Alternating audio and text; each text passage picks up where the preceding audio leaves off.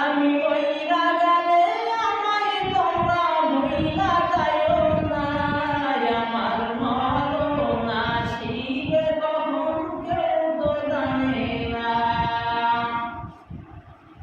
এই দুনিয়ায় চিরজীবন থাকার জায়গা না, অন্ধকার কবর যে আমার আসল ঠিকানা। এই দুনিয়ায় চিরজীবন থাকার জায়গা না, অন্ধকার কবর যে আমার আসল ঠিকানা। সবাই রেখে আমায় চলে যাবে, সঙ্গী হবে না, আমার মরণ আসিবে কখন কেউ তো জানে না, আমার মরণ আসিবে কখন কেউ তো জানে না। কবর মাঝে মা বাবাকে দেখা যাবে না, দেখব তাকে তিনি হলেন শাহে মদিনা।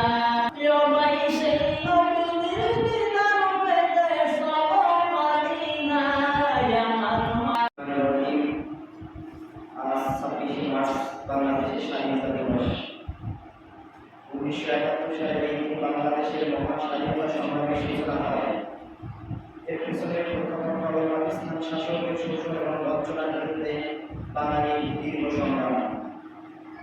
25 মার্চ 1971 রাতে পাকিস্তান হানাদার বাহিনী অপারেশন সানলাইট নামে এক নৃশংস সামরিক অভিযান চালায়, যাতে বহু নিরীহ বাঙালি। তো এই জন্য আমাদের আলেমগণ 26 মার্চের স্বাধীনতার পিছনে তাদের অবদান সব থেকে বেশি, কারণ তারা তখন যুদ্ধ করে এই দেশে স্বাধীন করেছেন। নাহমাদুহু ওয়া নুসাল্লি আলা রাসূলিহিল কারীম। সকল প্রশংসা মহান আল্লাহ রাব্বুল আলামিনের প্রতি, যিনি আমাদেরকে একটি স্বাধীন মানচিত্রে পরাধীনতার জিঞ্জির থেকে মুক্ত করে লাল সবুজের পতাকা নিচে মিলেমিশে বন্ধুত্বের সাথে জীবন যাপন করার তৌফিক দান করেছেন। এই স্বাধীনতা হচ্ছে মানুষের জন্য মহান আল্লাহ পাক রব্বুল আলামিনের পক্ষ থেকে নেয়ামত, পুরস্কার এবং ইবাদত।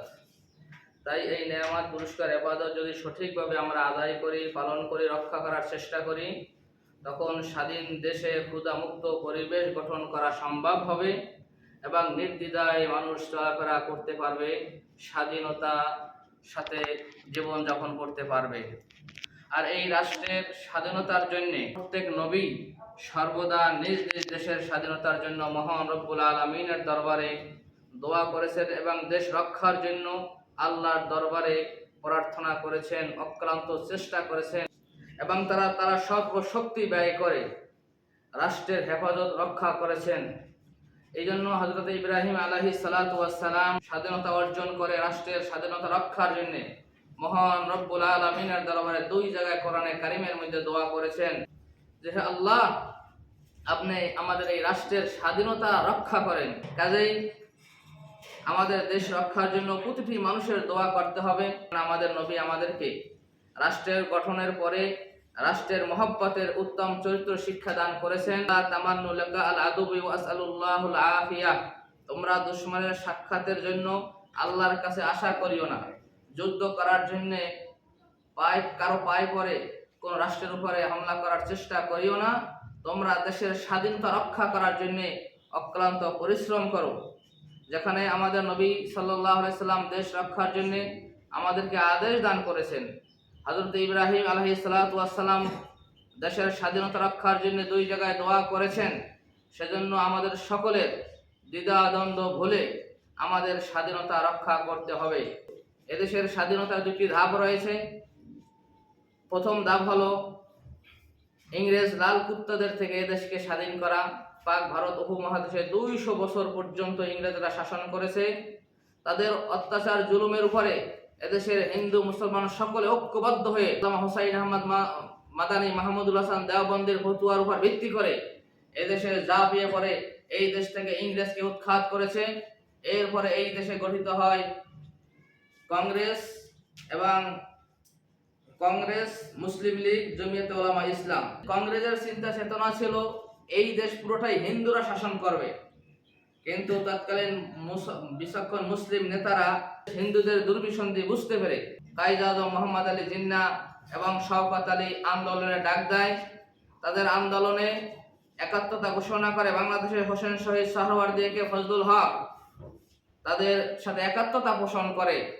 ঠিক সেই সময় মুসলিম লীগ গঠন করা হয়। এই মুসলিম লীগকে গঠন করার পিছনে যে শক্তিটা সঞ্চয় করেছেন, এটা করেছেন ওলামায়ে কেরাম। সেই মুহূর্তে আলেমকুল শিরোমণি হাকিমুল উম্মাত আশরাফ আলী থানভী রহমাতুল্লাহ আলাই, হযরত মাওলানা শাব্বির আহমদ ওসমানী, হযরত মাওলানা শামসুল হক ফরিদপুরি, আমাদের যে ফরিদপুরের শামসুল হক ফরিদপুরি, এই এরা তখন কংগ্রেসের দুর্বিসন্ধি বুঝতে পেরে দেশ বিভক্তির আন্দোলনে ঝাঁপিয়ে পড়েন এবং কলকাতায় মোহাম্মদ আলী পার্কে এক সমাবেশ করেন। সেই সমাবেশে জমিয়তে উলামা ইসলাম গঠন করেন। জমিয়তে উলামা ইসলাম গঠন করে মুসলিম লীগকে সার্বিক সহায়তা করেন। যদি সেই সময় শামসুল হক ফরিদপুরি এবং আশরাফ আলী থানভী, শিব্বির আহমদ ওসমানী রহমতুল্লাহ তারা জমিয়তে উলামা ইসলাম গঠন না করে মুসলিম লীগকে সহায়তা না করতেন, তখন মুসলিম লীগের পক্ষে ভারত থেকে ওই হিন্দুদের থেকে মুসলমানের জন্য আলাদা রাষ্ট্র গঠন করা সম্ভব হতো না। এর পিছনে, এই পাকিস্তান গঠনের পিছনে ওলামায়ে কেরামের অবদান রয়েছে। এরপরে পাকিস্তান গঠিত হয়। এই পাকিস্তানের পরে যখন পাকিস্তানি হানাদার বাহিনী আমাদের উপর স্টিম রোলার চালায়, এরপরে এই দেশের মানুষ পাকিস্তানের হানাদার বাহিনীর বিরুদ্ধে ঝাঁপিয়ে পড়ে এবং এই দেশের স্বাধীনতা অর্জন করে। কাজেই বাংলাদেশের স্বাধীনতা নির্ভর করে পাকিস্তানের স্বাধীনতার উপরে। কারণ বাংলাদেশ যদি ভারতের একটা অঙ্গরাজ্য হতো, কোশ্চিনকালেও ভারত থেকে বাংলাদেশ স্বাধীন করা সম্ভব হতো না।